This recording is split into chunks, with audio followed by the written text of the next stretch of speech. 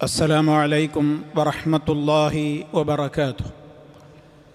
الحمد لله رب العالمين.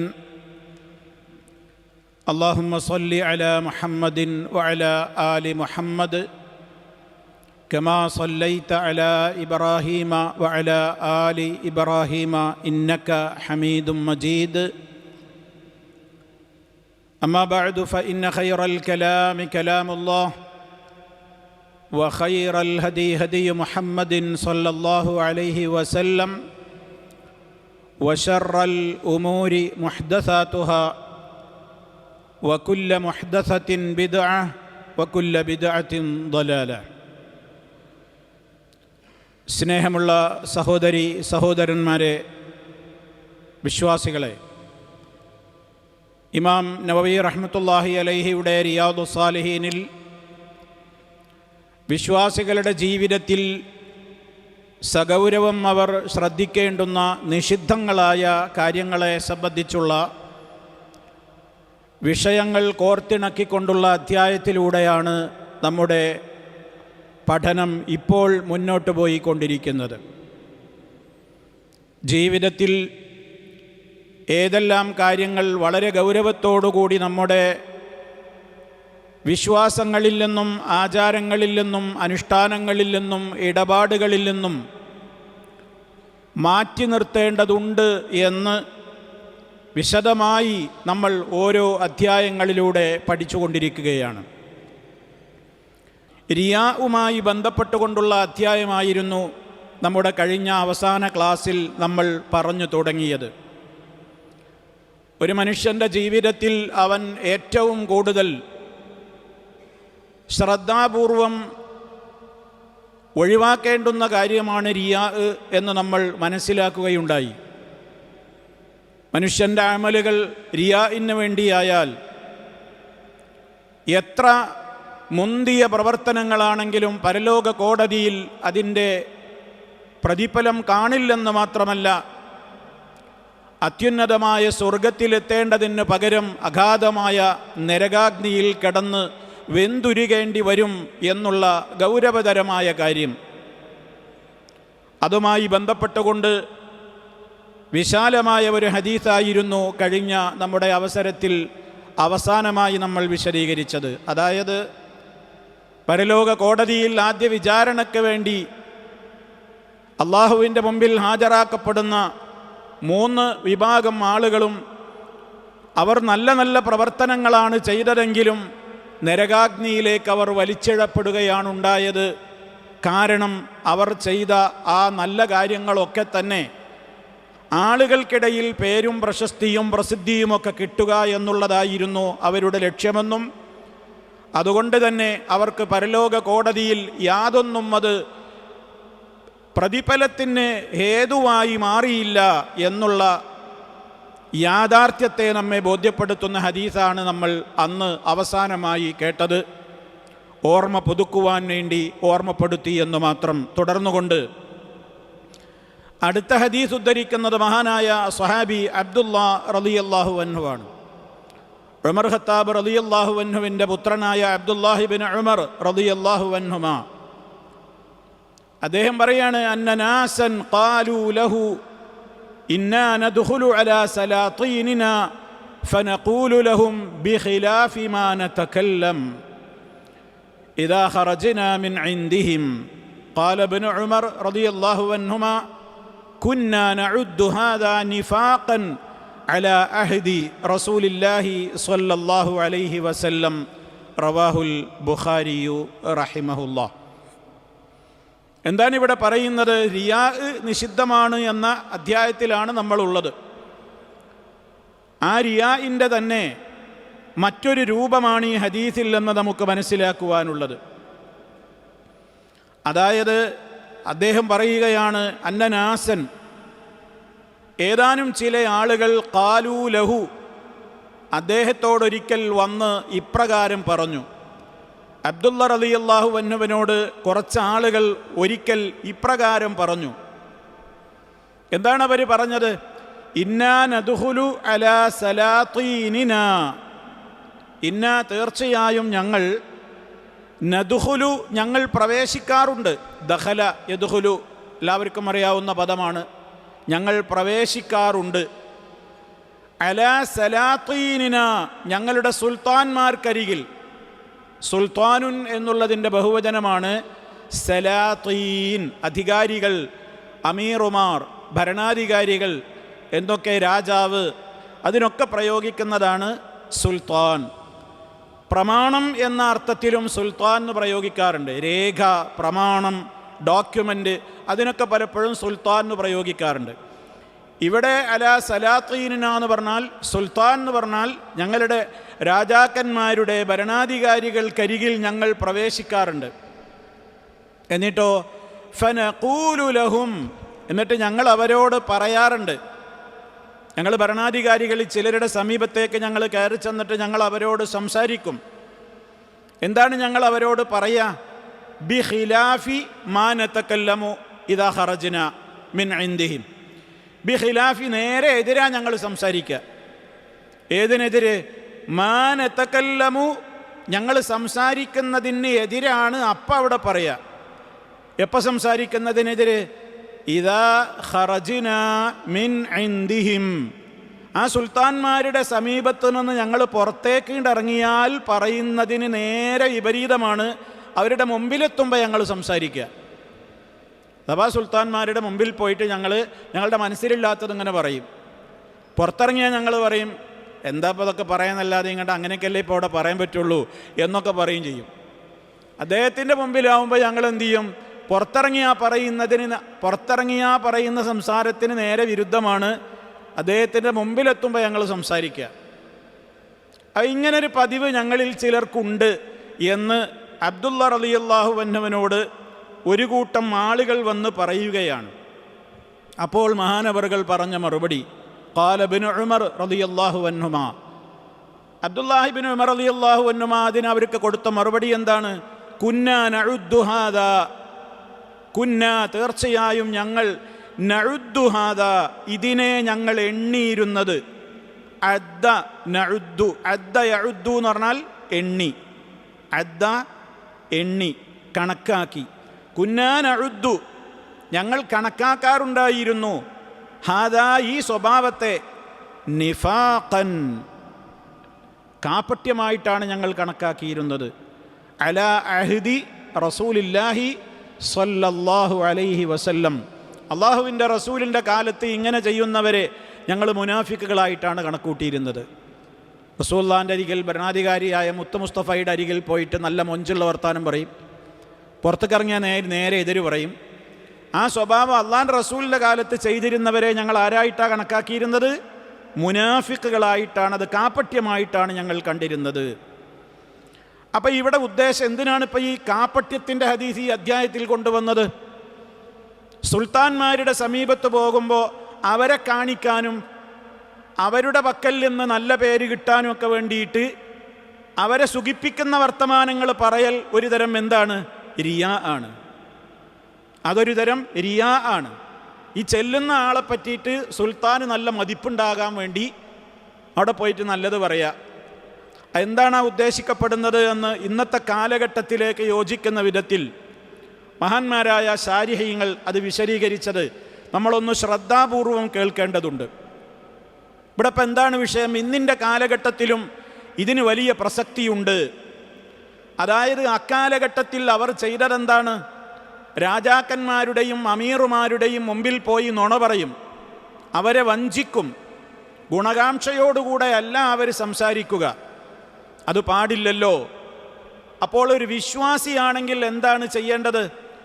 പണ്ഡിതന്മാർ വിശദീകരിക്കുകയാണ്. ഫൽ വാജിബു നിർബന്ധമാണ്, അലാമൻ ദഖല അല സലാത്തീനി മിനൽ ഉമറായി വൽ വുസറായി വർ റുഅസായി വൽ മുലൂക്ക്, രാജാക്കന്മാരുടെയോ ഭരണാധികാരികളുടെയോ അതുപോലെ തന്നെ ഗവർണർമാരുടെയോ ഏത് വിധത്തിലുള്ള അധികാരം കൈയാളുന്ന ആരുടെ സമീപത്തേക്ക് ഒരാൾ കയറി ചെല്ലുകയാണെങ്കിലും അയാൾക്ക് നിർബന്ധമെന്താണ്?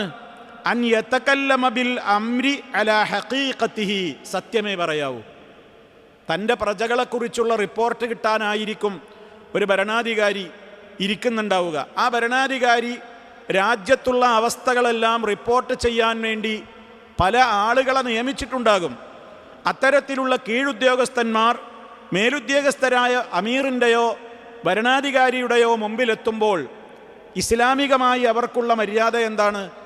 അവർ ശരിയായ വിധത്തിലെ കാര്യങ്ങൾ എന്തു ചെയ്യാവൂ? റിപ്പോർട്ട് ചെയ്യാൻ പാടുള്ളൂ. ഇനി കേൾക്കുക ബാക്കി ഭാഗം. എന്താണോ രാജ്യത്ത് നടക്കുന്നത് അത് കൃത്യമായി അങ്ങനെ തന്നെ വളച്ചുകെട്ടില്ലാതെ പറയണം. വലാ യജൂസു ലിൽ ഇൻസാനി, ഒരു വ്യക്തിക്ക് അനുവദനീയമേ അല്ല, അയ്യ ഇൻസാനിൻ ആരാവട്ടെ, അൻ യദ്ഖുല അലൽ അമീരി ഔ അലൽ മലിക്കി, ഒരു രാജാവിൻ്റെയോ അമീറിൻ്റെയോ ഉത്തരവാദപ്പെട്ട ആരായിരുന്നാലും അയാളുടെ അടുക്കൽ കയറി ചെന്നിട്ട് ഇപ്രകാരം പറയരുത്. എപ്രകാരം? അന്നാസു ബി ഖൈർ, നാട്ടിലെ ജനങ്ങളൊക്കെ വളരെ ഉഷാറാണ്, ജനങ്ങളൊക്കെ നല്ല ഉഷാറാണ്. വന്നാസു അഹ്വാലുഹും മുസ്തഖീമ, ആളുകളൊക്കെ വളരെ ഓക്കെയാണ്. വന്നാസു മല ഉൽ മസാജിദ്, ആളുകളൊക്കെ പള്ളിയിലൊക്കെ നല്ല നിറഞ്ഞു കവിയുന്നുണ്ട്. ജനങ്ങളൊക്കെ ഇബാദത്തിന് വലിയ താല്പര്യമുണ്ട്. ജനങ്ങളുടെയൊക്കെ സാമ്പത്തിക മേഖലയൊക്കെ വളരെ സൂക്ഷ്മമായിട്ടാണ് അവർ കൈകാര്യം ചെയ്യുന്നത്. അഴിമതിയും പ്രയാസവും കുഴപ്പങ്ങളൊന്നും മാർക്കറ്റിലൊന്നുമില്ല. ജനങ്ങളൊക്കെ വളരെ സുരക്ഷിതമായ ജീവിതത്തിലാണ് ജീവിക്കുന്നത് എന്നൊക്കെ പോയിട്ട് പറയുന്ന ആളുകളുണ്ട്. വഹുവ കാദിബുൻ, വാസ്തവത്തിൽ അവനാ കൊടുക്കുന്ന റിപ്പോർട്ടൊക്കെ എന്താണ്? നുണയാണ്. നുണ പോയിട്ടാണ് പറയുന്നത്. ഇത്തരത്തിലുള്ള പ്രവർത്തനം ചെയ്യുന്ന ആളുകൾ വാസ്തവത്തിൽ ഭരണാധികാരികളെയും രാജ്യത്തെ പ്രജകളെയും ജനങ്ങളെയും വഞ്ചിക്കുകയാണ് ചെയ്യുന്നത്. പിന്നെ എന്താണ് ഒരു ഉത്തരവാദിത്തപ്പെട്ട ഒരു വ്യക്തി? അത് ഒരു രാജ്യം മാത്രമൊന്നുമല്ല, അത് ഓരോന്ന് ഇവിടെ വിശദീകരിക്കുമ്പോൾ നമുക്ക് മനസ്സിലാക്കുവാൻ സാധിക്കും. എന്നിട്ട് ഇദ്ദേഹം പറയാണ് വിശദീകരിക്കുന്നിടത്ത്, ലി അന്ന വലിയൽ അംരി, ഒരു രാജ്യത്തിൻ്റെ ഭരണാധികാരി എന്ന് പറയുന്നത് ലൈസ ശംസൻ തദുഹുലു കുല്ലമക്കാൻ, എല്ലായിടങ്ങളിലും നടന്നിങ്ങനെ സൂര്യപ്രകാശം എത്തുന്നത് പോലെ എല്ലായിടത്തും ഇങ്ങനെ എത്താൻ കഴിയുന്ന ഒരാളൊന്നുമല്ല ആര്. മാത്രമല്ല സൂര്യന് തന്നെയും എല്ലായിടങ്ങളിലും പ്രവേശിക്കാൻ കഴിയൂലല്ലോ, സൂര്യപ്രകാശം പോലും എത്താൻ പറ്റൂല. അടച്ചിട്ട റൂമുകളിൽ ലോകത്ത് എന്തൊക്കെ സംഭവിക്കുന്നു, തൻ്റെ രാജ്യത്ത് എന്തൊക്കെ സംഭവിക്കുന്നുണ്ട് എന്നുള്ളത് ഒരു രാജ്യത്തെ ഭരണാധികാരിക്ക് കേൾക്കുന്നതിന് പരിധിയുണ്ട്, കാണുന്നതിന് പരിധിയുണ്ട്, മനസ്സിലാക്കുന്നതിന് പരിധിയുണ്ട്. കാരണം അവരും മറ്റു മനുഷ്യരെ പോലെയാണ്. അവർക്ക് ജനങ്ങളുടെ അവസ്ഥകളെക്കുറിച്ച് മറ്റുള്ളവർ റിപ്പോർട്ട് ചെയ്താൽ തന്നെയേ അവർക്ക് അറിയുകയുള്ളൂ, അതല്ലാതെ അവർക്ക് ഗൈബിയായ കാര്യങ്ങളൊന്നും അറിയില്ലല്ലോ.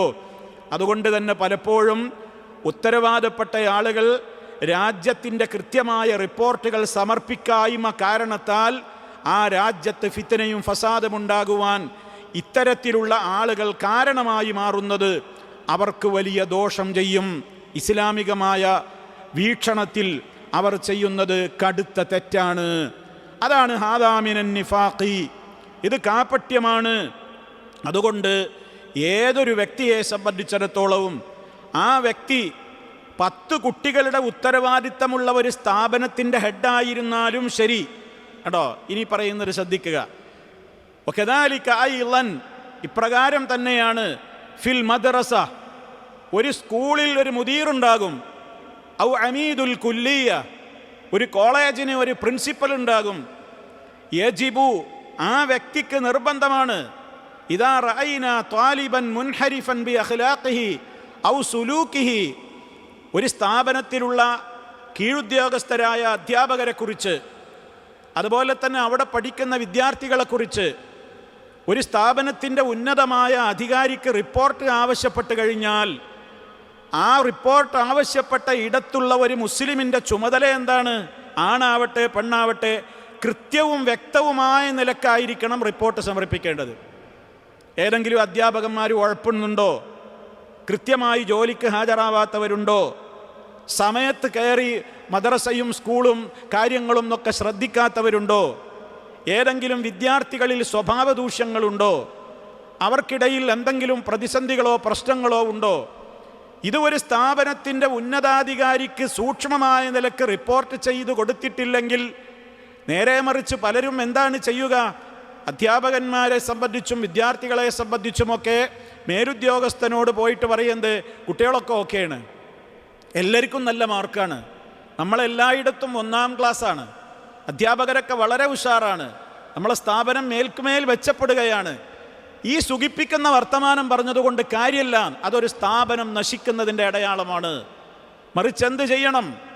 കൃത്യമായി തന്നെ റിപ്പോർട്ട് കൊടുക്കണം ഓരോരുത്തരെക്കുറിച്ചും. അതെന്തിൻ്റെ അടിസ്ഥാനത്തിലായിരിക്കരുത്? പ്രത്യേകിച്ച് ഓർമ്മപ്പെടുത്തുകയാണ്, നീയും ഒരു വ്യക്തിയും തമ്മിൽ എന്തെങ്കിലും പ്രയാസങ്ങളുണ്ടെങ്കിൽ ആ പ്രയാസം തീർക്കാൻ വേണ്ടിയിട്ട് നീ അയാളെക്കുറിച്ച് നുണ പറയാൻ പാടില്ല. ഒരു അധ്യാപകനെക്കുറിച്ച് ഒരു മേലുദ്യോഗസ്ഥന് റിപ്പോർട്ട് കൊടുക്കുമ്പോൾ ആ അധ്യാപകനും ഈ സ്റ്റാഫും തമ്മിൽ എന്തോ മാനസികമായി അകൽച്ചയുണ്ട്. അപ്പോൾ അവനക്കൊരു പാരപണിയണം എന്ന നിലക്ക് റിപ്പോർട്ട് ആവശ്യപ്പെടുന്ന മേലുദ്യോഗസ്ഥൻ്റെ മുമ്പിൽ പോയിട്ട് ഇയാൾ ഇങ്ങനെയൊക്കെയാണ്, സമയത്ത് വരൂല, പങ്ക്ച്വാലിറ്റി ഇല്ല, ഇയാൾ കൃത്യതയില്ല എന്നൊക്കെ അയാളെക്കുറിച്ച് റിപ്പോർട്ട് കൊടുക്കുക. വാസ്തവത്തിൽ അങ്ങനെ ഇല്ല, അയാളോടെന്തോ വിദ്വേഷമുണ്ട്. ഇതും പാടില്ല. മറിച്ച് കൃത്യമായി ഒരു വലിയ രാജാവിൻ്റെ അടുക്കൽ പ്രവേശിക്കുന്ന കീഴുദ്യോഗസ്ഥൻ തൊട്ട് ഒരു സ്ഥാപനത്തിൻ്റെ മേധാവിയുടെ അടുക്കൽ സ്ഥാപനത്തെക്കുറിച്ച്, മദ്രസയെക്കുറിച്ച്, സ്കൂളിനെക്കുറിച്ച് റിപ്പോർട്ട് സമർപ്പിക്കുന്ന ഒരു ചെറിയ ഉദ്യോഗസ്ഥനാണെങ്കിൽ പോലും കൃത്യവും വ്യക്തവും സത്യസന്ധവുമായിട്ടേ റിപ്പോർട്ട് സമർപ്പിക്കാൻ പാടുള്ളൂ. അല്ലെങ്കിൽ അത് കാപട്യമാണ്, അയാൾ കടുത്ത ഹറാമാണ് ചെയ്യുന്നത് എന്ന് വളരെ ഗൗരവത്തോടുകൂടെ പറയണം. അപ്പോൾ സ്വാഭാവികമായിട്ടും ഇവിടെ ഒരു സംശയം ഉണ്ടാകും. ഒരാളെക്കുറിച്ച് മേലുദ്യോഗസ്ഥനോട് റിപ്പോർട്ട് ചെയ്യുമ്പോൾ അത് ഗീബത്താവില്ലേ? ഉള്ളതുപോലെ പറഞ്ഞാൽ അത് ഗീബത്തായി മാറില്ലേ? അതിന് പണ്ഡിതന്മാർ മറുപടി പറയുന്നത് നോക്കൂ. വലൈസ മിനൽ ഗീബത്തി ഫീ ശൈഇൻ.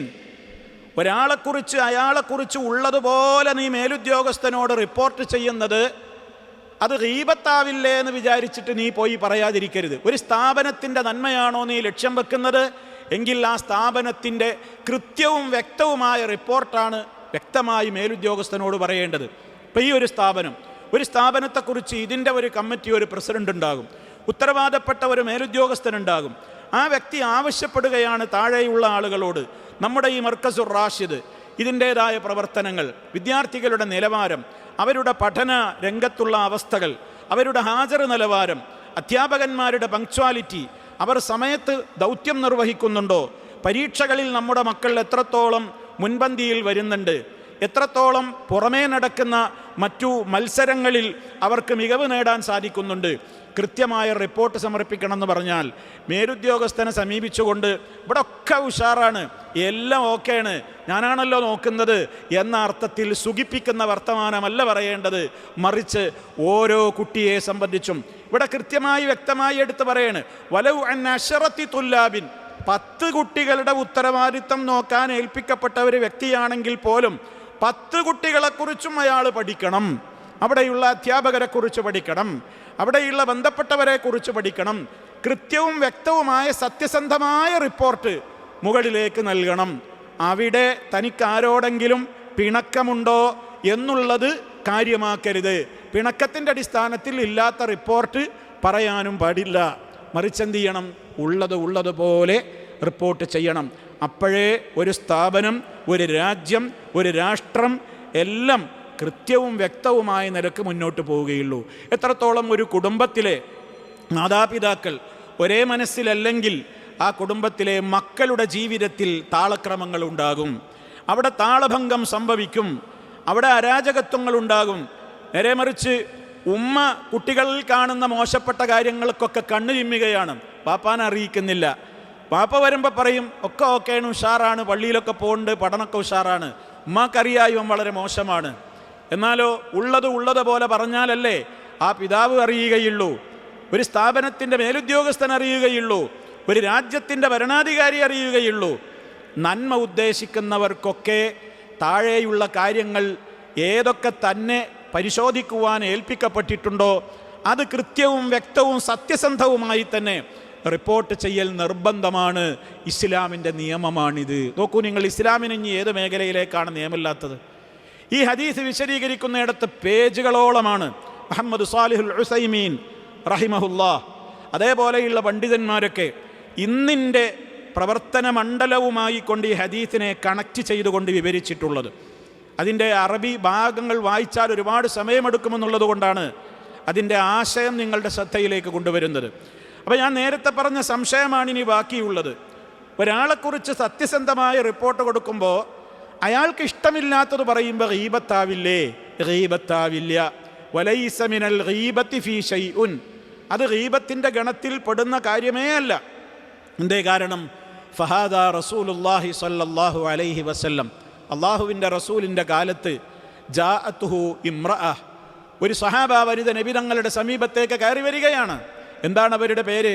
ഫാത്തിമ ബിൻത് ഖൈസ്. നമ്മൾ മുമ്പും ഈ ഹദീസ് ഒരിക്കൽ ഓർമ്മപ്പെടുത്തിയിട്ടുണ്ട് ഗീബത്തിൻ്റെ അധ്യായത്തിൽ. ഫാത്തിമ ബിൻത് ഖൈസ് എന്ന പേരുള്ള ഒരു സഹാബ വനിത നബി സല്ലല്ലാഹു അലൈഹി വസല്ലമിൻ്റെ സമീപത്തേക്ക് കയറി വരികയാണ്. കയറി വന്നിട്ട് പറഞ്ഞു, അള്ളാഹുവിൻ്റെ റസൂൽ, അപ്പോൾ അവരെ ഭർത്താവ് അടുത്ത് മരിച്ച ഇദ്ദയൊക്കെ കഴിഞ്ഞിരിക്കുന്നു. ഭർത്താവിൻ്റെ വിയോഗാനന്തരം ഇദ്ദയൊക്കെ കഴിഞ്ഞ് ഇപ്പോൾ ഒരു വിവാഹത്തിന് അനുവദിക്കപ്പെടുന്ന ഒരു സ്റ്റേജിലെത്തിയപ്പോഴാണ് ഫാത്തിമ റളിയല്ലാഹു അൻഹ റസൂലുള്ളാഹിൻ്റെ സമീപത്ത് വന്നുകൊണ്ട് പറയാണ്, പ്രവാചകരെ, ഖതബനി സലാസത്തുൻ, 3 ആളുകൾ എന്നെ വിവാഹം അന്വേഷിക്കുന്നുണ്ട്. എന്നെ 3 ആളുകൾ രണ്ടാമത് വിവാഹം കഴിക്കാൻ താല്പര്യപ്പെടുന്നുണ്ട്. ആരൊക്കെ വിവാഹം അന്വേഷിച്ചത്? ഒന്ന് ഉസാമത്ത് ബിൻ സെയ്ദ്, നബി സല്ലല്ലാഹു അലൈഹി വസല്ലമിൻ്റെ വളർത്തുപുത്രനായ സെയ്ദിൻ്റെയും പുത്രനായ ഉസാമ. മറ്റൊന്ന് മുആവിയത്ത് ബിൻ അബി സുഫിയാൻ, മുആവിയ റളിയല്ലാഹു അൻഹുവാണ്. മൂന്നാമത്തെ വ്യക്തി അബൂജഹം എന്നറിയപ്പെടുന്ന മറ്റൊരു സ്വഹാബിയാണ്. ഇങ്ങനെ 3 ആൾ എന്നെ കല്യാണം അന്വേഷിക്കുന്നുണ്ട് നബിയെ, ഞാൻ എന്താ ചെയ്യേണ്ടത്? അപ്പോൾ നബി സല്ലല്ലാഹു അലൈഹി വസല്ലമിനോട് അഭിപ്രായം ചോദിക്കുകയുള്ള, ഈ 3 ആളെ പറ്റി നിങ്ങളുടെ അഭിപ്രായം എന്താണ്? കല്യാണം അന്വേഷിക്കുകയാണ്, വിവാഹാന്വേഷണമാണ്. നബി സല്ലല്ലാഹു അലൈഹി വസല്ലം പറഞ്ഞു കൊടുത്തു, അമ്മാ മുആവിയ, വിവാഹമന്വേഷിച്ച മുആവിയ ഫസഅലൂകുൻ ലാ മാല ലഹു, നിനക്ക് ചെലവിന് തരാൻ മാത്രം അയാളുടെ അടുത്ത് പൈസയൊന്നും ഇല്ലാത്തൊരു സാധുവാണ് അയാൾ കുറച്ച് ഫക്കീറാണ്. അപ്പം അതുകൊണ്ട് അത് നിനക്ക് പറ്റൂല, കുറച്ചൊക്കെ സാമ്പത്തികമായിട്ട് നിന്നെ മക്കളെയൊക്കെ നോക്കണ്ടേ. അപ്പം അതുകൊണ്ട് മുആവിയ ഒരു ഫക്കീറായ മനുഷ്യനാണ്.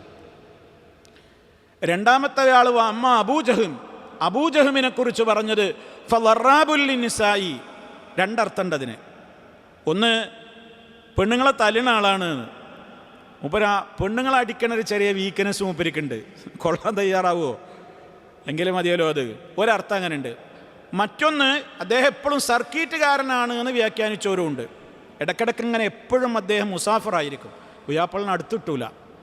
അപ്പോൾ പിന്നെ 2024 മദ്ഹാണെങ്കിലും മറ്റേ നിലക്കാണെങ്കിലും ഒക്കെ അതും നിനക്ക് അത്ര ഫിറ്റാവില്ല. മൂന്നാമത് പറഞ്ഞത് എന്താണ്? വഅമ്മ ഉസാമ ഇൻകിഹി, ഉസാമനെ കല്യാണം കഴിച്ചോ, ഉസാമയാണ് നിനക്ക് യോജിക്കുക. ഇവിടെ നിങ്ങൾ നോക്കൂ, ഇവിടെ എന്താ ഇപ്പം പ്രശ്നം? വാസ്തവത്തിൽ മുആവിയയും അബൂജഹമും ഇത് കേട്ടാൽ ഗീബത്തല്ലേ? ഇത് ഗീബത്തല്ലേ ഇപ്പം നബി തങ്ങൾ പറഞ്ഞത്? അബൂജഹമിന് ഇങ്ങനെ ഒരു പ്രശ്നമുണ്ട്, മുആവിയക്ക് ഇങ്ങനെ ഒരു പ്രശ്നമുണ്ട്, ഒരു 2 ആളും എനിക്ക് പുയ്യാപ്പിളാവാൻ പറ്റൂല, നല്ലത് ഉസാമയാണ് എന്ന് പറഞ്ഞാൽ ഈ 2 ആളുകൾ കേട്ടാൽ അപ്പം അത് ഗീബത്തല്ലേ? വാസ്തവത്തിൽ ഈ ഒരു മേഖലയിൽ ഇതേപോലെയാണ്. ഒരാളെക്കുറിച്ച് ഒരു മനുഷ്യൻ്റെ ജീവിതത്തിലെ ഏറ്റവും പ്രധാനപ്പെട്ട മീസാഖുൻ ഖലീൽ എന്ന് വിശുദ്ധ ഖുർആൻ പറഞ്ഞ ബന്ധമാണ് വിവാഹം എന്ന് പറയുന്നത്. അതുകൊണ്ട് തന്നെ വിവാഹ ആലോചനകൾ നമ്മുടെ സമീപത്തേക്ക് വന്നാൽ കൃത്യവും വ്യക്തവുമായിട്ട് പറയാനാവുന്നതാണെങ്കിൽ പറഞ്ഞേ പറ്റൂ. അവിടെ ഗീബത്താവുമെന്ന് വിചാരിച്ചിട്ട് നമ്മൾ മാറി നിൽക്കരുത്. അതേ അവസരത്തിൽ കാര്യങ്ങളൊക്കെ തീരുമാനിക്കപ്പെട്ട് കഴിഞ്ഞു, ഇനി അവിടെ നമ്മൾ പറഞ്ഞ് വെറുതെ അലമ്പാക്കണ്ട, അള്ളാഹുവിനോട് പ്രാർത്ഥിക്കുക ഖൈറാവട്ടെ എന്നുള്ള നിലക്കാണോ? അങ്ങനെയാവാം. അതല്ലെങ്കിൽ അവർക്ക് എന്തായാലും കല്യാണം കിട്ടാൻ പാടില്ല എന്നുള്ള നിലക്ക് നാടുകളിലൊക്കെ ഉണ്ട് ഇപ്പോൾ ഒരു കല്യാണം മുടക്കികൾ എന്നാണ്, വിവാഹം മുടക്കികൾ. ആളന്വേഷിച്ച് വരുമ്പോഴൊക്കെ എന്നെ വഴിക്ക് വെച്ചിട്ട് തന്നെ എന്തെങ്കിലും പറഞ്ഞിട്ട് തിരിച്ചുവിടും. അങ്ങനെ വിവാഹം മുടക്കുന്ന ആളുകളുണ്ട്, അത് വേറെ വിഷയമാണ്. ഇതല്ല, ഇത് ഉള്ളതുപോലെ ഒരാളെക്കുറിച്ച് പറഞ്ഞു കൊടുക്കൽ ഇസ്ലാമിൽ അനുവദിക്കപ്പെട്ടിട്ടുള്ള ഒരു മേഖലയാണ് വിവാഹാന്വേഷണ മേഖല. കാരണം ഇത് മരണം വരെ ജീവിതത്തിൽ കൂട്ടേണ്ട ബന്ധമാണ്. അതുകൊണ്ട് തന്നെ അതിൽ യാഥാർത്ഥ്യമറിയുന്ന ആളുകൾ മറച്ചു വെക്കരുത്, അത് അനുവദിക്കപ്പെട്ട കാര്യമാണ്. ഇതേപോലെയാണ് ഒരു രാഷ്ട്രത്തിൻ്റെ സുരക്ഷ, ഒരു കുടുംബത്തിൻ്റെ ഏറ്റവും വലിയ സുരക്ഷിതത്വം, ഒരു സ്ഥാപനത്തിൻ്റെ മേന്മ, അതുപോലെ തന്നെ ഒരു സമൂഹത്തിൻ്റെ എല്ലാ അർത്ഥത്തിലുമുള്ള പുരോഗതി, ഇതിനെയൊക്കെ ലക്ഷ്യം വെച്ചുകൊണ്ട് ആ ഉദ്ദേശം കൊണ്ട് മാത്രം ഒരാളിലുള്ള വീക്ക്നെസ്സുകളോ പോരായ്മകളോ ഉള്ളതുപോലെ മറ്റു താല്പര്യങ്ങളൊന്നുമില്ലാതെ സത്യസന്ധമായി റിപ്പോർട്ട് ചെയ്തിട്ടില്ലെങ്കിൽ അയാൾ തന്നെ തൃപ്തിപ്പെടുക എന്നുള്ള റിയാ ആണ് ഇയാൾ ചെയ്തത് എന്ന തെറ്റും, കാപട്യമാണ് അയാൾ പ്രവർത്തിച്ചത് എന്നുള്ള മറ്റൊരു നിഷിദ്ധവും, രണ്ട് നിഷിദ്ധങ്ങൾ ഈ മേഖലയിൽ എന്തു ചെയ്യുന്നു? ഒരുപോലെ വന്നു ചേരുന്നു. അതുകൊണ്ട് തന്നെ സുൽത്താന്മാരാവട്ടെ, അധികാരികളാവട്ടെ, ഉത്തരവാദപ്പെട്ടവരാവട്ടെ, കീഴുദ്യോഗസ്ഥരെക്കുറിച്ചോ രാജ്യത്തെക്കുറിച്ചോ ഒരു റിപ്പോർട്ട് ആവശ്യപ്പെട്ടാൽ ആ വ്യക്തിയുടെ മുഖം മിനുക്കുന്ന വിധത്തിലുള്ള മറുപടികൾ പറയാതെ സത്യസന്ധമായി കാര്യങ്ങൾ അവതരിപ്പിക്കുക എന്നുള്ളത് ഒരു മുഅ്മിനായ മനുഷ്യൻ്റെ ബാധ്യതയാണ്. അതിൽ അവൻ വീഴ്ച വരുത്തിയാൽ പരലോക കോടതിയിൽ ഉത്തരവാദിത്ത നിർവഹണത്തിൽ വീഴ്ച വരുത്തിയതിൻ്റെ ശിക്ഷ അവൻ ഏറ്റുവാങ്ങേണ്ടി വരും. ഇതാണ് ഈ ഹദീസ് നമുക്ക് നൽകുന്ന ഏറ്റവും വലിയ ഗുണപാഠം. അപ്പോൾ അതെല്ലാവർക്കും വ്യക്തമായിട്ടുണ്ടാവും എന്ന് വിചാരിക്കും. ഇനി അടുത്ത ഹദീസ്.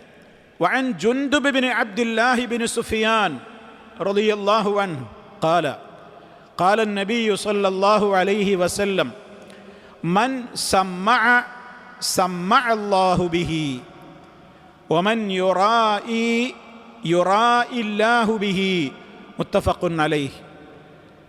മഹാനായ സഹാബി ജുൻദുബ് റളിയല്ലാഹു തആല അൻഹു പറയാണ്, ഖാല നബി സല്ലല്ലാഹു അലൈഹി വസല്ലം, അല്ലാഹുവിൻ്റെ റസൂൽ പറഞ്ഞിരിക്കുന്നു, മൻ സമ്മഅ, സമ്മഅ എന്ന് പറഞ്ഞാൽ അതിൻ്റെ അർത്ഥം ആളുകളെ കേൾപ്പിക്കാൻ വേണ്ടി താൻ കുറേ കാര്യങ്ങൾ പ്രവർത്തിക്കുക.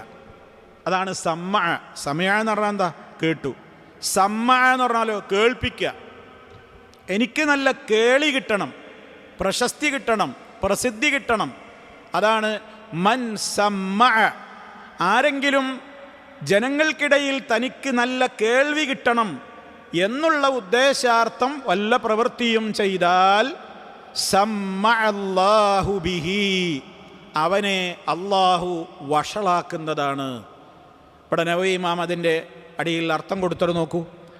സമ്മഅ ബി തശ്ദീദിൽ മീമി, സമ്മഅ എന്ന് വായിക്കേണ്ടത് എങ്ങനെയാണെന്നും കൂടി പറയാണ്. ബി തശ്ദീദിൽ മീമി, മീമിന് ശദ്ദിട്ടിട്ടാണ് വായിക്കേണ്ടത്. അപ്പോൾ സമിഅ എന്ന് വായിക്കരുത് എന്ന്. മൻ സമ്മഅ വ മഅനാഹു, അതിൻ്റെ അർത്ഥം എന്താണ്?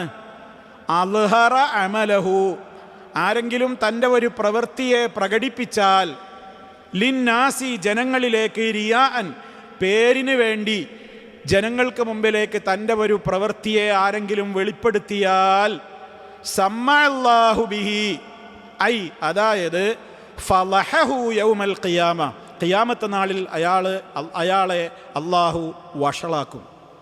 ഫളഹ എന്ന് പറഞ്ഞാൽ എന്താ അർത്ഥം? വഷളാക്കി. അള്ളാഹ് അയാളെ പരലോകത്ത് വഷളാക്കുന്നു.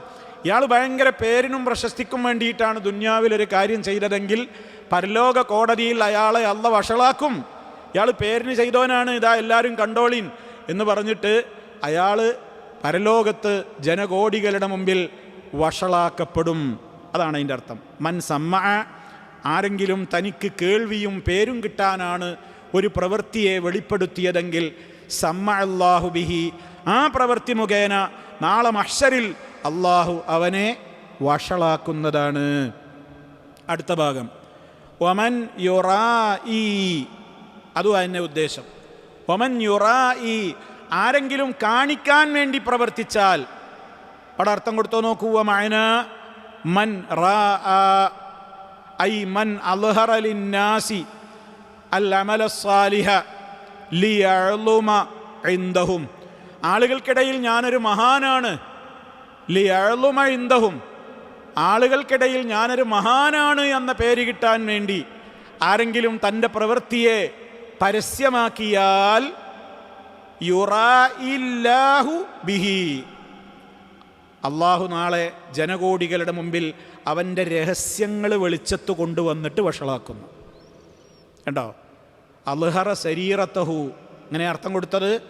അൽഹറ ഐ അൽഹറ സരീറത്തഹു, അവൻ്റെ രഹസ്യങ്ങളെ, സ്വകാര്യങ്ങളെ അള്ളാഹ് വെളിച്ചത്ത് കൊണ്ടുവരും.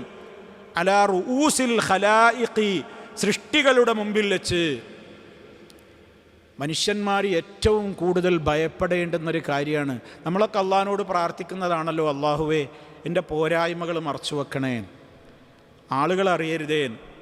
ദുന്യാവിൽ പോലും നമ്മുടെ പോരായ്മകൾ ആളുകൾ അറിയരുതേ എന്നാണ് നമ്മുടെ പ്രാർത്ഥന. ജനകോടികളുടെ മുമ്പിൽ പരലോകത്തത് വെളിച്ചത്ത് കൊണ്ടുവന്നാലോ?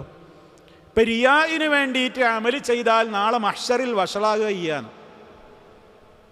കാരണം എന്താണ്? എന്തിനത് ചെയ്തത്? നല്ല പേരും പ്രശസ്തിയും കിട്ടാം. അപ്പം നേരെ ഓപ്പോസിറ്റാണ് അവിടെ നടക്കാൻ പോവുക. എന്ത്? അവൻ ചെയ്ത പ്രവൃത്തി കാരണത്താൽ അവൻ നാളെ മഹ്ശറിൽ ജനകോടികളുടെ മുമ്പിൽ എന്തു ചെയ്യാണ്? വഷളാക്കപ്പെടും. അത്ര ഗൗരവമാണ് റിയാഇന്. ഈ റിയാഇൻ്റെ അധ്യായം തുടങ്ങുമ്പോഴേ ഞാൻ എന്നോടും നിങ്ങളോടും സൂചിപ്പിച്ചിരുന്നു, ഇതൊരു നൂൽപ്പാലത്തിലൂടെയുള്ള നടത്താണ്. ഇതൊരാൾക്കും മനസ്സിലാക്കാൻ പറ്റാത്തൊരു കാര്യമാണ്. എനിക്ക് റിയാവ് വരുന്നുണ്ടോ, നിങ്ങളിൽ ഒരാൾക്ക് റിയാവ് വരുന്നുണ്ടോ, മനസ്സിലാക്കാൻ പോലും കഴിയാത്ത നിലക്കാണ് ഈ സാധനം അടിഞ്ഞുകൂടുക. അതുകൊണ്ടാണ് അശ്ശിർക്കുൽ ഖഫിയു, ഗോപ്യമായ ശിർക്ക് എന്ന് റിയാഇനെ നബി സല്ലല്ലാഹു അലൈഹി വസല്ലമ വിശദീകരിച്ചത്. അപ്പം നിവൃത്തി ഒന്നേയുള്ളൂ. ഞാൻ അന്നും പറഞ്ഞത് നിങ്ങൾ ഓർമ്മയിലുണ്ടാവണം. ഒരൊറ്റ നിവൃത്തിയേയുള്ളൂ. റിയാ ആയി പോകും എന്ന് വിചാരിച്ച് നമുക്ക് പൊതുപ്രവർത്തനങ്ങളൊന്നും നിർത്താനാവില്ല. എനിക്ക് പള്ളിയിൽ ജമാഅത്തിന് പോകാതിരിക്കാൻ പറ്റുമോ? ആൾക്കാർ കാണാൻ വേണ്ടി ഞാൻ പോകുകയാണെന്നൊക്കെ വിചാരിക്കുമോ? എനിക്ക് ജമാഅത്തിന് പോകാതിരിക്കാൻ പറ്റുമോ? എനിക്ക് നിങ്ങളുടെ മുമ്പിൽ സംസാരിക്കാനിരിക്കാതിരിക്കാൻ പറ്റുമോ? അയാൾ പേരെടുക്കാൻ വേണ്ടിയിട്ടാണ് എന്നിട്ട് ആളുകൾ വിചാരിക്കുമോ? എനിക്ക് പ്രസംഗമൊക്കെ നിർത്തുക, ഞാൻ എഴുത്തൊന്നും ഇനി വേണ്ട. മറ്റൊരാൾക്ക് തോന്നുകയാണ് ഞാനിനി നേതൃസ്ഥാനത്തൊന്നും ഞാൻ വരുന്നില്ല, കാരണം ആൾക്കാർ കംപ്ലൈൻറ്റ് പറയണേ ഓനക്ക് പേരിട്ടാൻ വേണ്ടിയിട്ടാണ് അവൻ നേതാവ് വഹിക്കണത് എന്ന് വിചാരിച്ചിട്ട് ഒരാൾക്ക് ഇനി നേതൃസ്ഥാനത്ത് പ്രവർത്തിക്കാതിരിക്കാൻ പറ്റുമോ? അതാണ് ഞാൻ അന്നും പറഞ്ഞത്, ഇന്നും ആവർത്തിക്കാണ്. ഇങ്ങനെയൊക്കെയുള്ള ദുഷിച്ച ചിന്തകൾ കൊണ്ടുവന്നിട്ട് സൽക്കർമ്മങ്ങളിൽ നിന്ന് നമ്മെ പിറകോട്ട് വലിക്കാൻ ഇബിലീസ് പരിശ്രമിക്കും. പക്ഷേ ഓരോ വ്യക്തിക്കും, എനിക്കും നിങ്ങൾക്കും ഒരു കടമയുണ്ട്. എൻ്റെ അമല് ഖാലിസായ വിധത്തിൽ തന്നെ നിലനിർത്താനും അതിൽ റിയാ കടന്നു വരാതിരിക്കാനും മറ്റാരുമല്ല ശ്രദ്ധിക്കേണ്ടത്, ഞാനാണ് ശ്രദ്ധിക്കേണ്ടത്.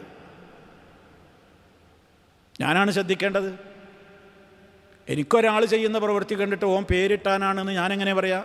കാരണം ഇത് പുറത്തേക്ക് കാണുന്ന കാര്യമല്ല, ഇതകത്ത് നടക്കുന്ന കാര്യമാണ്.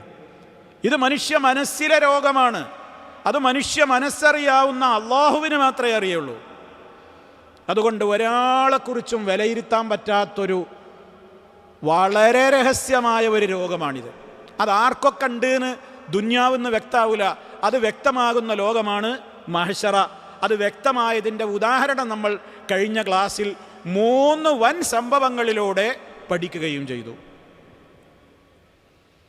അതുകൊണ്ട് തന്നെ ആവർത്തിച്ച് ഓർമ്മപ്പെടുത്തുകയാണ്, റിയാ വന്നു പോകുമോ എന്ന് ഭയപ്പെട്ടുകൊണ്ട് സൽക്കർമ്മങ്ങളുടെ മേഖലയിൽ നിന്ന് ഒരാളും പിറകോട്ട് പോകരുത്. അത് ഞാൻ ആവർത്തിച്ച് ഓർമ്മപ്പെടുത്തുന്നത്, എത്രയോ കഴിവുള്ള ആളുകൾ അത് റിയാ ആയി പോകുമോ, പേരിന് വേണമെങ്കിൽ ആരെങ്കിലും പറഞ്ഞിട്ടുണ്ടാവും അവനെക്കുറിച്ച്, അവൻ പേരെടുക്കാനാണ്, അതോടുകൂടെ അവൻ്റെ മനസ്സ് ചത്തുപോയി. എന്തിനാപ്പം ഞാനിതിന് നിൽക്കണമെന്ന് അവന് തോന്നിപ്പോയി. ഒരിക്കലും അങ്ങനെ തോന്നരുത്. എന്നെ കൺട്രോൾ ചെയ്യേണ്ടത്, എൻ്റെ അമലുകൾ നഷ്ടമാവാതെ നോക്കേണ്ടത് ഞാൻ മാത്രമാണ്. നിങ്ങളിൽ ഓരോരുത്തരും ചെയ്യുന്നത് നിങ്ങളുടെ അമല് നിങ്ങൾക്ക് ബാത്തിലാവാതെ അതിൻ്റെ പൂർണ്ണ പ്രതിഫലം കിട്ടാതെ നോക്കേണ്ടത് നിങ്ങൾ ഓരോരുത്തരും മാത്രമാണ്. അതിൽ മറ്റൊരാൾക്ക് കൈകടത്താനോ അഭിപ്രായം പറയാനോ പോലും ഒരു വിധത്തിലും പഴുതില്ലാത്ത മേഖലയാണ്. അതെല്ലാവരുടെയും ശ്രദ്ധയിലുണ്ടാകണം. അതുകൊണ്ട് തന്നെ റിയായി പോകുമോ എന്ന് പേടിച്ചിട്ട് ചെയ്യുന്ന ഒരു സൽക്കർമ്മത്തിൽ നിന്നും പിറകോട്ട് പോകരുത്. അപ്പോൾ ഈ ഹദീസുകളൊക്കെ അതിൻ്റെ ഗൗരവം നമുക്ക് ഓർമ്മപ്പെടുത്തുമ്പോൾ, അല്ലാ എനിക്കങ്ങനെ വന്നു പോകുന്നുണ്ടോ, അങ്ങനെ പേടി നല്ലതാണ്, അങ്ങനെ പേടി വേണം, അങ്ങനെ പേടിച്ചുകൊണ്ട് വേണം നല്ല അമലൊക്കെ ചെയ്യാൻ. ഇത് നഷ്ടമായി പോകുമോ, ഇതിൽ റിയാഗ് കടന്നുകൂടുമോ, എനിക്ക് പരലോക കോടതിയിൽ 0 ആവുമോ, ഞാൻ ആകെ നഷ്ടപ്പെട്ടവനാകുമോ, ജനകോടികളുടെ മുമ്പിൽ ഇവിടെ വലിയ പേരിന് എന്നാണ് ഇപ്പോൾ ആളുകൾ പറയുന്നത്, ഞാൻ ജനകോടികളുടെ മുമ്പിൽ വഷളാകുമോ, അവിടെ പരസ്യമായി എൻ്റെ പേര് വെളിച്ചത്ത് കൊണ്ടുവന്നിട്ട് ഇവൻ പേരിന് വേണ്ടി ചെയ്തിരുന്നവനാണെന്ന് എന്നെക്കുറിച്ച് പറയോ? പേടി വേണം, ആ ഭയം ഉണ്ടാകണം. അത് നമുക്ക് നിർബന്ധമാണ്. അങ്ങനെ ഉണ്ടെങ്കിൽ അത് നമ്മുടെ ഈമാനിൻ്റെ ഭാഗവുമാണ്. അതൊക്കെ പ്രധാനമാണ്. പക്ഷേ ആരെങ്കിലും എന്തെങ്കിലും പറയുന്നു എന്ന് വിചാരിച്ചുകൊണ്ട് നാം ചെയ്യുന്ന ഒരു സൽക്കർമ്മത്തിൻ്റെയും ഭാഗത്ത് നിന്ന് പിറകോട്ട് പോകാൻ പാടില്ല. അത് ഇബ്ലീസിനെ സഹായിക്കലായി മാറും. ഇത് ഗൗരവത്തോടുകൂടെ നമ്മുടെ എല്ലാവരുടെയും മനസ്സിലുണ്ടാവണം. അടുത്ത ഹദീസ്, വഅൻ അബീ ഹുറൈറത റളിയല്ലാഹു അൻഹു ഖാല റസൂലുള്ളാഹി സ്വല്ലല്ലാഹു അലൈഹി വസല്ലം മൻ തഅല്ലമ ഇൽമൻ യുബ്തഗാ ബിഹി വജ്ഹുല്ലാഹ് അസ്സ വജൽ ലാ യതഅല്ലമുഹു ഇല്ലാ ലിയുസീബ ബിഹി അർളൻ മിനദ് ദുനിയ ലം യജിദ് അർഫൽ ജന്നഹ് യൗമൽ ഖിയാമഹ് യഅനി റീഹഹാ റവാഹു അബൂ ദാവൂദ് ബിഇസ്നാദിൻ സഹീഹ് വൽ അഹാദീസു ഫിൽ ബാബി കസീറത്തുൻ മശ്ഹൂറത്തുൻ. എന്താണ് ഇവിടുത്തെ വിഷയം? മഹാനായ സ്വഹാബി അബൂ ഹുറൈറ റളിയല്ലാഹു അൻഹു സുപ്രസിദ്ധനായ സ്വഹാബിയാണ്. ഏറെ വിമർശനങ്ങൾ ഏറ്റുവാങ്ങേണ്ടി വന്ന സ്വഹാബിയുമാണ്. ചിലതൊക്കെ ആവർത്തിച്ച് ചില സന്ദർഭങ്ങളിൽ ഓർമ്മപ്പെടുത്തുന്നത്, ഹദീസ് ലോകത്ത് ആയിരക്കണക്കിന് ഹദീസുകൾ മുസ്ലിം ലോകത്തിന് സംഭാവന ചെയ്ത ഏക സ്വഹാബിയാണ് മഹാനായ അബൂ ഹുറൈറ റളിയല്ലാഹു അൻഹു. ലോകത്ത് ഹദീസ് നിഷേധികൾക്ക് ഇത്രത്തോളം കണ്ണിലെ കരടുള്ള ഒരു സ്വഹാബി വേറെയില്ല. കാരണം മഹാനവറുകൾ മുഖേനയാണ് നബി സല്ലല്ലാഹു അലൈഹി വസല്ലമിൻ്റെ നിരവധി ഹദീസുകൾ ലോകത്ത് വെളിച്ചം കണ്ടത്. ആ കൂട്ടത്തിൽപ്പെട്ട സ്വഹാബിയാണ് അബൂ ഹുറൈറ റളിയല്ലാഹു അൻഹു. അതുകൊണ്ട് അബൂ ഹുറൈറ കള്ളനാണ്, അബൂ ഹുറൈറ ജൂതനാണ്, അബൂ ഹുറൈറ മോശപ്പെട്ടവനാണ് എന്ന് വരുത്തി തീർത്താലേ ആയിരക്കണക്കിന് ഹദീസുകളെ ഒറ്റയടിക്ക് തള്ളാൻ ആർക്ക് സാധിക്കുകയുള്ളൂ? ഹദീസ് നിഷേധികൾക്ക് സാധിക്കുകയുള്ളൂ. അതുകൊണ്ട് തന്നെ അവർ കാര്യമായി കടന്നു പിടിക്കുന്ന ഒരു മഹനീയ വ്യക്തിത്വമാണ് മഹാനായ സ്വഹാബി അബൂ ഹുറൈറ റളിയല്ലാഹു അൻഹു. ഇത് നിങ്ങളുടെ മനസ്സിലുണ്ടാകണം. ഞാനത് ഓർമ്മപ്പെടുത്താൻ കാരണം, ഈ സോഷ്യൽ മീഡിയ യുഗത്തിൽ മഹാനായ അബൂ ഹുറൈറ റളിയല്ലാഹു അൻഹുവിനെയൊക്കെ തെറി വിളിക്കുന്ന എത്രയോ ആളുകളുണ്ട്, വളരെ മോശമായി ചിത്രീകരിക്കുന്ന ആളുകളുണ്ട്. സ്വഹാബിമാരിൽ പല പ്രമുഖന്മാരെ സംബന്ധിച്ചും കാട്ടുകള്ളന്മാരെന്ന് വിശേഷിപ്പിക്കുന്നവരുണ്ട്. 1.5 ദീനാറിന് വേണ്ടി, 1 ദീനാറിന് വേണ്ടി, 1 വെള്ളിക്കാശിന് വേണ്ടിയൊക്കെ നബി സല്ലല്ലാഹു അലൈഹി വസല്ലമിൻ്റെ മേൽ കള്ളഹദീസുകൾ നിർമ്മിച്ചിരുന്ന ആളാണ് എന്നൊക്കെ ധാരാളം ഹദീസ് റിപ്പോർട്ട് ചെയ്തിട്ടുള്ള മഹാന്മാരായ സ്വഹാബികളെക്കുറിച്ച് ഇന്നത്തെ ഹദീസ് നിഷേധികൾ പറഞ്ഞു പ്രചരിപ്പിക്കുന്നുണ്ട്. അതുകൊണ്ടാണ് ഒരു മുന്നറിയിപ്പ് തരുന്നത്. ചില സുഖക്കേടുകളെക്കുറിച്ചൊക്കെ ചില പ്രിക്കോഷൻ നമ്മൾ എടുത്തു വെക്കുന്നത് നല്ലതാണ്. നമ്മൾ ജീവിക്കുന്ന ഈ യുഗം അങ്ങനെയാണ്. അപ്പോൾ അവർക്കൊക്കെ അതിലുള്ള ലക്ഷ്യം എന്താണെന്നറിയോ? ഹദീസിനോടുള്ള വെറുപ്പാണ്. ഹദീസിനെ വെറുപ്പാക്കാൻ വേണ്ടി അവരാ ഹദീസ് നമുക്ക് കേൾപ്പിച്ചു തന്ന സഹാബിമാരെ ഒന്നിനും കൊള്ളാത്തവരാണെന്ന് ചിത്രീകരിക്കും. അപ്പോൾ പറഞ്ഞു വരുന്നത്, ആ കൂട്ടത്തിൽ ഒരുപാട് ആക്രമണത്തിന് വിധേയനായ വ്യക്തിത്വമാണ് മഹാനായ സഹാബി അബൂ ഹുറൈറ റളിയല്ലാഹു അൻഹു. അദ്ദേഹമാണ് ഈ ഹദീസ് നമുക്ക് നബിതങ്ങളിൽ നിന്ന് പഠിപ്പിച്ചു തരുന്നത്. മൻ തഅല്ലമ ഇൽമൻ, അല്ലാഹുവിൻ്റെ റസൂൽ പറഞ്ഞിരിക്കുന്നു. എന്താ പറഞ്ഞത്? മൻ തഅല്ലമ ഇൽമൻ, ആരെങ്കിലും ഇൽമു പഠിച്ചാൽ, ആരെങ്കിലും ഒരു അറിവ് പഠിച്ചു. എങ്ങനെയുള്ള അറിവ്? മിമ്മാ യുബ്തഗാ ബിഹി വജ്ഹുല്ലാഹി അസ്സ വജല്ല. ആ അറിവ് കൊണ്ട് വാസ്തവത്തിൽ അയാൾ ആഗ്രഹിക്കേണ്ടത് അള്ളാഹിൻ്റെ പൊരുത്താണ്. അപ്പം തന്നെ മനസ്സിലായി ശർഈയായ ഇൽമാ ഉദ്ദേശിക്കുന്നത്. ശർഈയായ ഇൽമു നമ്മൾ പഠിക്കേണ്ടത് എന്തിനു വേണ്ടിയിട്ടാണ്? നമ്മളിൽ നിന്ന് ജഹാലത്ത് ഒഴിവാക്കാനാണ്. ഒന്ന്, ഞാൻ ഖുർആനും ഹദീസും പഠിക്കുമ്പോൾ ഒന്നാമത്തെ എൻ്റെ നിയത്ത് എന്താ വേണ്ടത്? എൻ്റെ അറിവുകേട് എന്ന രോഗത്തെ എനിക്ക് ചികിത്സിക്കാൻ ഞാൻ അറിവ് നേടണം, അങ്ങനെ എനിക്ക് നന്നാവണം. പിന്നെ ഞാൻ നന്നായതിൻ്റെ ശേഷം മറ്റുള്ളവരോടത് പറഞ്ഞു കൊടുക്കണം, അവരിൽ നിന്ന് ജഹാലത്ത് നീക്കണം, അവർക്ക് നല്ല കാര്യങ്ങൾ പറഞ്ഞു കൊടുക്കണം. അതിലൂടെ എനിക്ക് പരലോകത്ത് ഉപകാരം ലഭിക്കണം. ഞാൻ പറഞ്ഞു കൊടുത്ത ഒരു കാര്യം ആത്മാർത്ഥമായിട്ടാണെങ്കിൽ ഞാൻ മരിച്ചാലും എൻ്റെ ഖബറിലേക്ക് ഒരു മുറിഞ്ഞ് പോകാത്ത ധാരയായിക്കൊണ്ട് എത്തുന്ന ഒരു സൽക്കർമ്മമാണ് പഠിപ്പിച്ചു കൊടുത്തിട്ടുള്ള അറിവ്. അതനുസരിച്ച് ആളുകൾ പ്രവർത്തിക്കുമ്പോൾ അവർ പ്രവർത്തിക്കുന്നതിന് തുല്യമായ ഒരു പ്രതിഫലം ഇതിന് കാരണക്കാരനായ വ്യക്തിക്ക് അള്ളാഹു പ്രദാനം ചെയ്യും. അവരുടേത് എടുത്തിട്ടല്ല, അള്ളാഹുവിൻ്റെ വക പ്രത്യേകം ഔദാര്യമായി കൊണ്ട് തന്നെ നൽകും. അത്ര മഹത്വമുണ്ട്. ഈ ഉദ്ദേശ്യാർത്ഥമാണ് ഒരാൾ ശർഈയായ ഇൽമു നേടേണ്ടത്. ഞാനും നിങ്ങളുമൊക്കെ അറിവ് പഠിക്കേണ്ടത് അതിനു വേണ്ടിയാണ്. അതേ അവസരത്തിൽ ഒരാൾ ഈ വിധം അറിവ് നേടിയെടുത്തു, ലാ യതഅല്ലമുഹു, അയാളത് പഠിച്ചില്ല, ഇല്ലാ ലിയുസീബ ബിഹി അറളൻ മിനദ് ദുനിയ, ദുന്യാവിൻ്റെ എന്തെങ്കിലും വലിയ ഒരു മഹത്വം നേടിയെടുക്കലായിരുന്നു അയാൾ പഠിച്ചതിൻ്റെ ഉദ്ദേശം എങ്കിൽ ലം യജിദ് അർഫൽ ജന്നത്തി യൗമൽ ഖിയാമ, ഖിയാമത്ത് നാളിൽ സ്വർഗത്തിൻ്റെ മണം പോലും അയാൾക്ക് ആസ്വദിക്കാനാവില്ല. അർഫുൽ ജന്ന എന്ന് പറഞ്ഞാൽ യഅനി റീഹഹ, സ്വർഗീയ പരിമളം പോലും അയാൾക്ക് ആസ്വദിക്കാനാവില്ല. ഇമാം അബൂ ദാവൂദ് റിപ്പോർട്ട് ചെയ്തിട്ടുള്ള ഹദീസാണ്. ചില പണ്ഡിതന്മാർ ഇതിന് ചില ഖലീലായ ളുഅഫ് പറഞ്ഞിട്ടുണ്ടെങ്കിലും മൊത്തത്തിൽ സ്വീകാര്യയോഗ്യമായ ഹദീസുകളുടെ ഗണത്തിലായിട്ടാണ് പല പണ്ഡിതന്മാരും രേഖപ്പെടുത്തിയിട്ടുള്ളത്. വിഷയം എന്താണ്? അറിവ് നേടേണ്ടത് അള്ളാഹുവിൻ്റെ പൊരുത്തം ഉദ്ദേശിച്ചുകൊണ്ടാണ്. ഖുർആൻ പഠിക്കേണ്ടതും ഹദീസ് പഠിക്കേണ്ടതും ശർഈയായ അറിവുകൾ നേടേണ്ടതൊക്കെ അതിനു വേണ്ടിയിട്ടാണ്. അത് നമ്മൾ ഭൗതികമായ നേട്ടങ്ങൾ മാത്രം ലക്ഷ്യം വെച്ചുകൊണ്ട് ഒരാൾ പ്രവർത്തിക്കുകയാണെങ്കിൽ അതിലൂടെ അവന് പരലോകത്ത് പ്രതിഫലം ലഭിക്കില്ലെന്ന് മാത്രമല്ല, ഓരോരുത്തരുടെയും ഉദ്ദേശം എന്താണോ അതിനനുസരിച്ചാണല്ലോ വിലയിരുത്തപ്പെടുക. ഇന്നമൽ അഅ്മാലു ബിന്നിയ്യാത്ത്, അമലുകളൊക്കെ നീയത്തുകൾക്കനുസരിച്ചാണ്. വഇന്നമാ ലികുല്ലി ഇംറിഇൻ, എല്ലാ ഓരോ മനുഷ്യനും ലഭിക്കുക മാനവ, അവൻ എന്താണോ കരുതിയത് അതാണ് കിട്ടുക. അത് ഈ കാര്യത്തിൽ മാത്രമല്ല, ഏത് അമലിലും അങ്ങനെ തന്നെയാണ്. എൻ്റെ ഉദ്ദേശം എന്താണ് അതെൻ്റെ റബ്ബിനാണ് അറിയുക. അതിനനുസരിച്ച് നാളെ പരലോകത്ത് ഞാനുമായി എൻ്റെ റബ്ബ് ഇടപെടും. സ്വർഗത്തിലേക്ക് പറഞ്ഞയക്കണോ നരകാഗ്നിയിലിട്ട് വെന്തുരുക്കണോ അത് അള്ളാഹു തീരുമാനിക്കും. ലോകത്തത് തീരുമാനിക്കാൻ ഇവിടെ അടയാളങ്ങളൊന്നുമില്ല. കാരണം ഞാൻ നേരത്തെ പറഞ്ഞതാണ്, ഇത് മനുഷ്യ മനസ്സിൽ അടിഞ്ഞുകൂടുന്ന വികാരമാണ്. അതൊരാൾക്കും മനസ്സിലാക്കാൻ സാധ്യമല്ലാത്തത്ര ഗോപ്യമായ മേഖലയാണത്.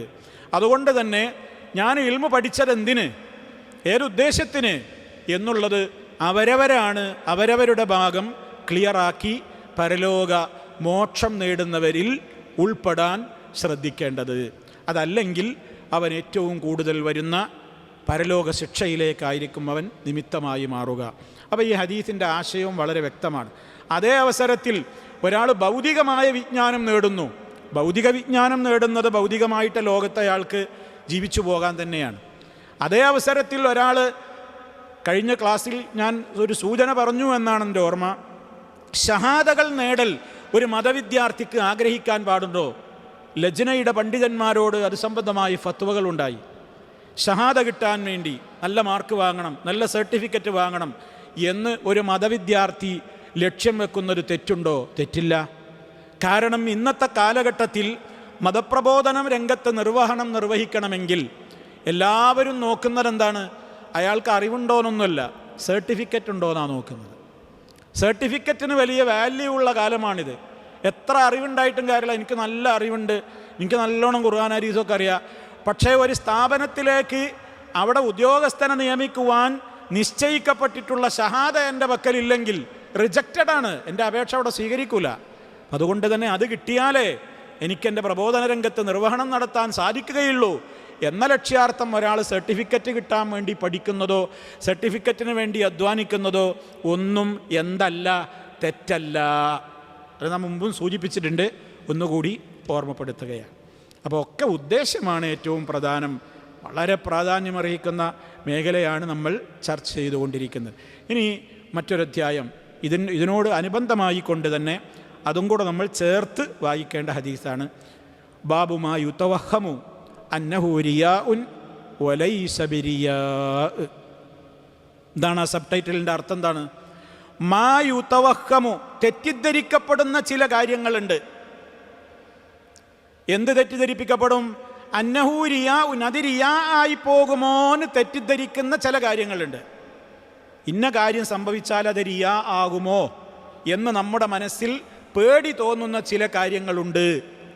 അടുത്ത വാചകം നോക്കൂ.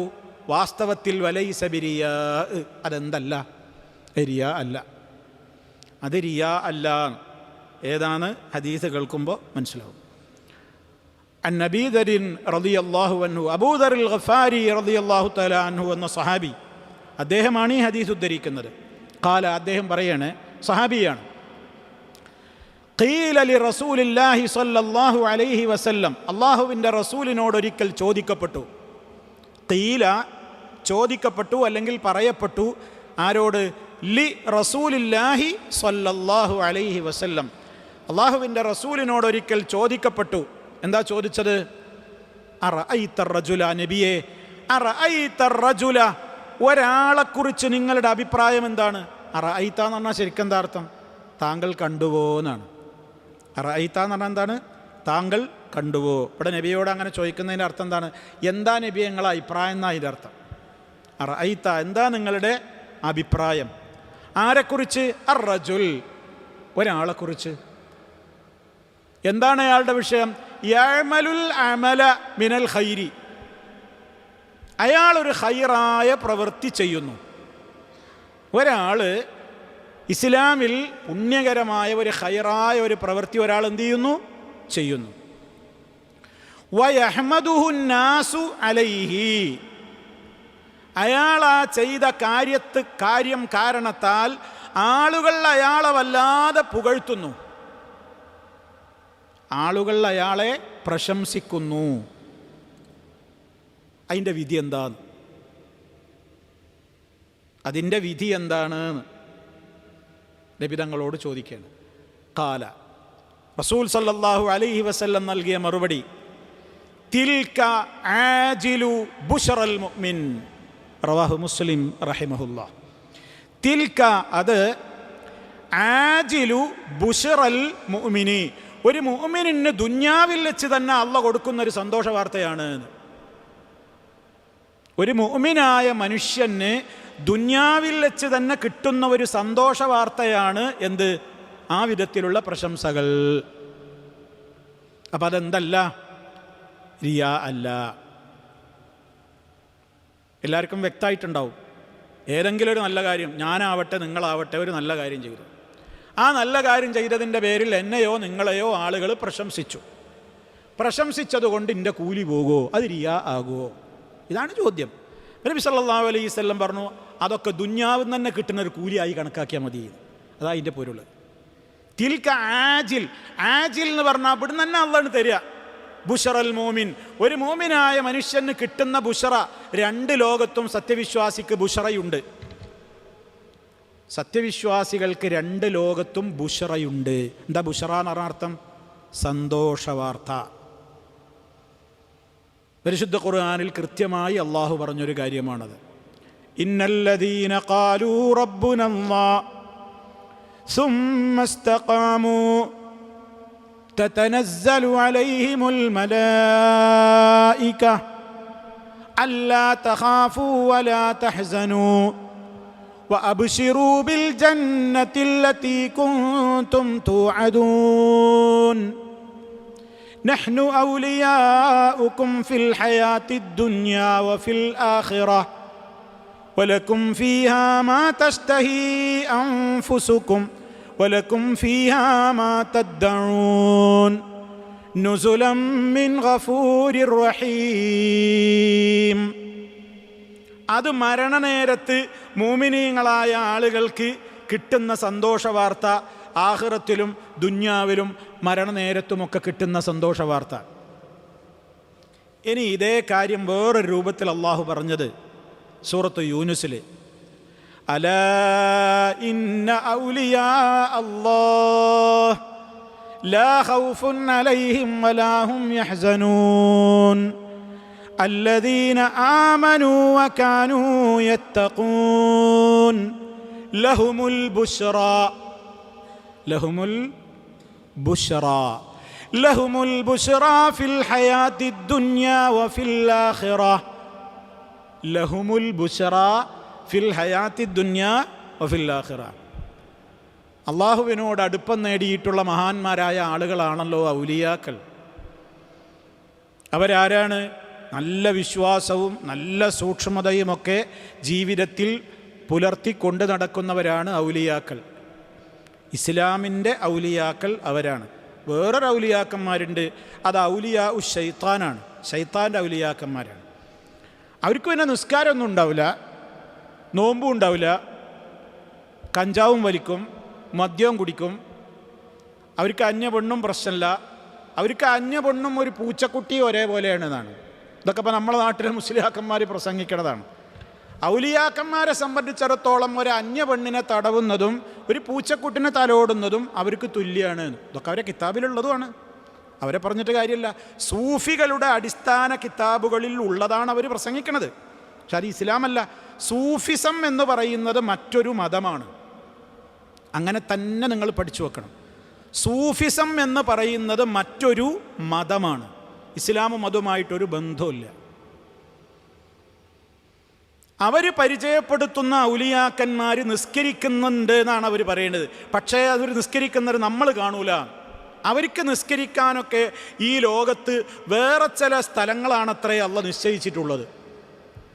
അതുകൊണ്ട് 5 നേരവും ഹറമിലേക്ക് പോകുന്നവരുണ്ട്. ലോകത്ത് എവിടെയാണെങ്കിലും 5 നേരം അവരെവിടെ പോയിട്ട് നിസ്കരിക്കുക? ഹറമിലേക്ക് പോകും. നമ്മളെ കേരളത്തിലെ മടവൂരി ശൈഖ്, മമ്പർത്തപ്പാപ്പ, ഒരുപാട് പേരുള്ളവരും അല്ലാത്തവരുമായ ഔലിയാക്കന്മാർ എന്ന് പറയുന്ന ആളുകൾ പള്ളിയിലേക്ക് വരൂല, ജുമഅക്ക് വരൂല. അപ്പം എന്താ പ്രശ്നം? അവരെ കുറ്റം പറയാൻ പാടില്ല എന്നാണ്. കാരണം എന്താണ്? അവരെയൊക്കെ കുറ്റം പറഞ്ഞാൽ നമുക്ക് കുരുത്തക്കേട് പറ്റും. കാരണം അവരൊക്കെ ഉന്നതന്മാരായ സഭകളിൽ പോയിട്ട് ഹറമിലൊക്കെ പോയിട്ട് നിസ്കരിക്കുകയാണ് എന്നാണ്. ഓരോ വക്കത്തിനും അവരാണ് പോകും.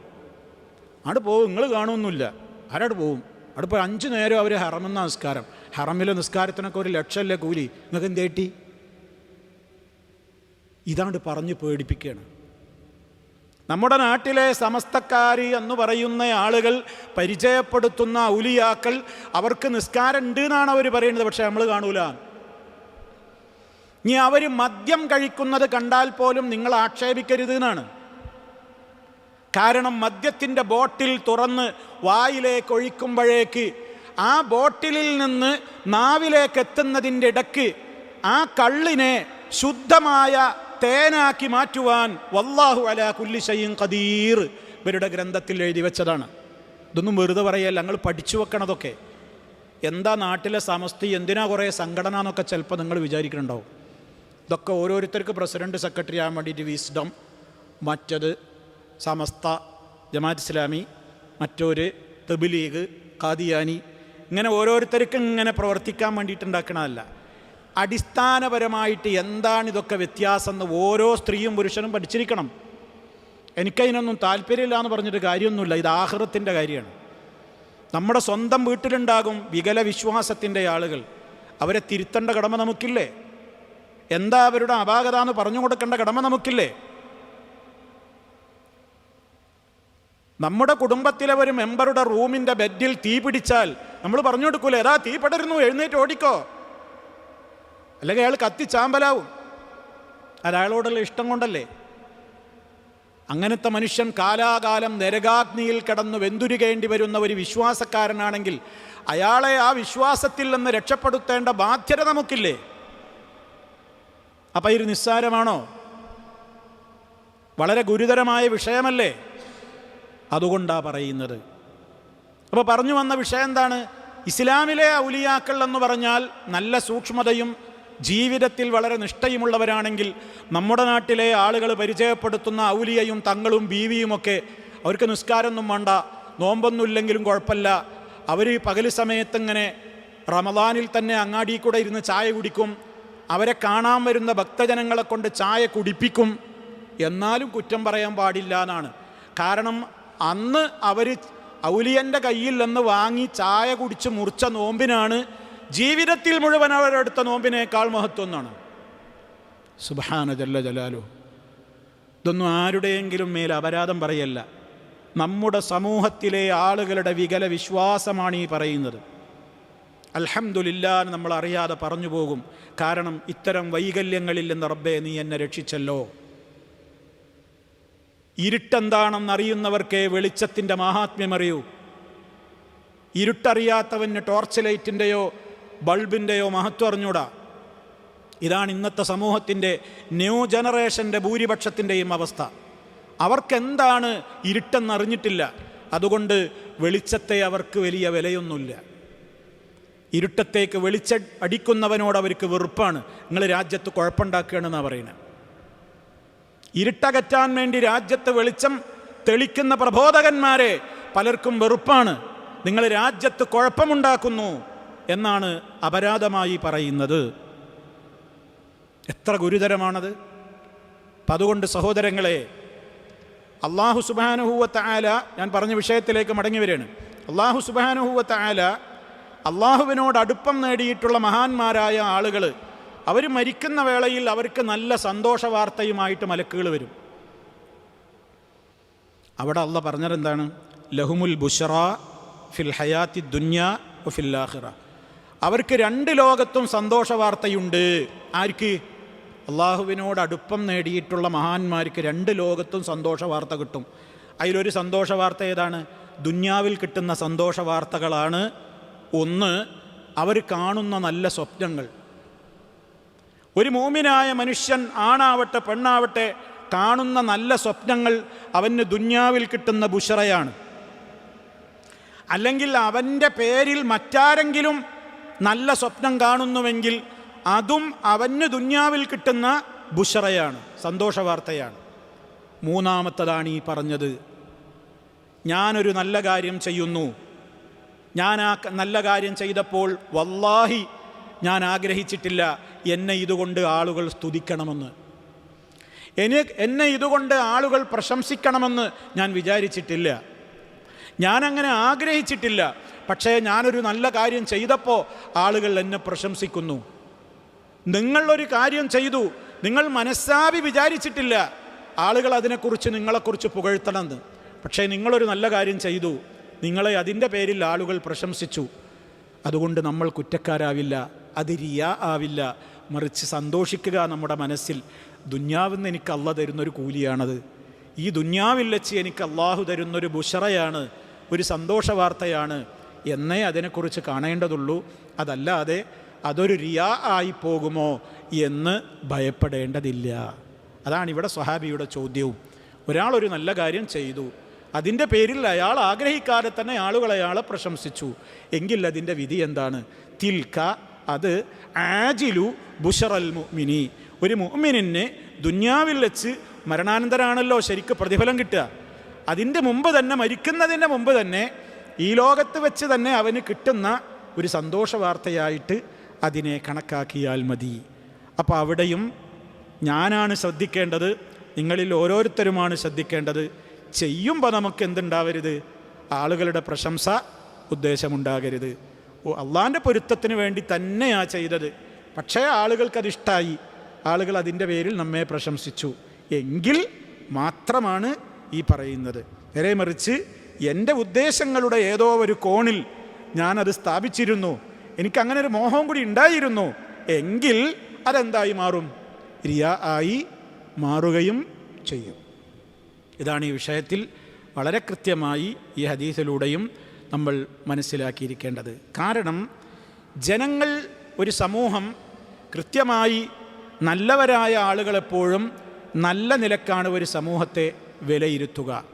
അതിലപ്പുറമുള്ള വിലയിരുത്തലുകൾ ചീത്തയായ ആളുകളിൽ നിന്നുണ്ടാകും. റഹ്മാനായ റബ്ബിൻ്റെ റസൂൽ സല്ലല്ലാഹു അലൈഹി വസല്ലം പറഞ്ഞു, ഒരു മനുഷ്യനെ ഒരാൾ ഇദാ അഹബ്ബല്ലാഹുൽ അബ്ദ, മറ്റൊരു ഹദീസ് കൽപ്പിക്കുകയാണ്, ഇതിലുള്ളതല്ല, ബോൽബലകമായിട്ട് നമ്മൾ മനസ്സിലാക്കാൻ. അള്ളാഹു സുബ്ഹാനഹു വ തആല ഒരു അടിമയെ ഇഷ്ടപ്പെട്ട് കഴിഞ്ഞാൽ നാദാ ജിബ്രീൽ, അള്ളാഹ് ജിബ്രീലിനെ വിളിക്കും. അള്ളാഹു ഒരാളെ ഇഷ്ടപ്പെട്ടാൽ അള്ളാഹ് ആരെ ആദ്യം വിളിക്കുക? ജിബ്രീലിനെ വിളിക്കും. ജിബ്രീലാണല്ലോ മുഖറബായ മലക്കുകളുടെ ടോപ്പ് ലീഡർ. ആ ജിബ്രീലിനെ വിളിച്ചിട്ട് പറയും, ഞാൻ ഇന്നയാളെ ഇഷ്ടപ്പെട്ടിരിക്കുന്നു ജിബ്രീലെ, നീയും അയാളെ ഇഷ്ടപ്പെടണം. അങ്ങനെ ജിബ്രീൽ ആ മനുഷ്യനെ എന്തു ചെയ്യും? ഇഷ്ടപ്പെടും.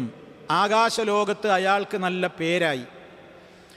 ആകാശലോകത്തുള്ള മറ്റു മലക്കുകളോട് ജിബ്രീൽ അലൈഹിസ്സലാം പറയും, അള്ളാഹു ഒരാളെ ഇഷ്ടപ്പെട്ടിരിക്കുന്നു, നിങ്ങളെല്ലാവരും അയാളെ ഇഷ്ടപ്പെടണം. ആകാശലോകത്തുള്ള മലക്കുകൾ മുഴുവനും അയാളെ ഇഷ്ടപ്പെടും. സുമ്മ യൂളഉ ലഹുൽ ഖബൂലു ഫിൽ അർളി, പിന്നെ ഭൂമിയിലും അയാളെ വിശ്വാസികൾ ഇഷ്ടപ്പെടും. ഇതിപ്പോൾ അയാൾ ആഗ്രഹിച്ചിട്ടല്ല, അയാൾ അള്ളാഹ്ക്ക് വേണ്ടിയാണ് ചെയ്തത്. അപ്പോൾ അള്ളാഹ് അയാൾ എന്ത് ചെയ്തു? ഇഷ്ടപ്പെട്ടു. അള്ളാഹ് ഇഷ്ടപ്പെട്ടപ്പോൾ ഇയാൾക്ക് ഭൂലോകത്ത് സ്വീകാര്യത കൊടുക്കേണ്ട ഏർപ്പാട് അള്ളാഹ് ചെയ്തു.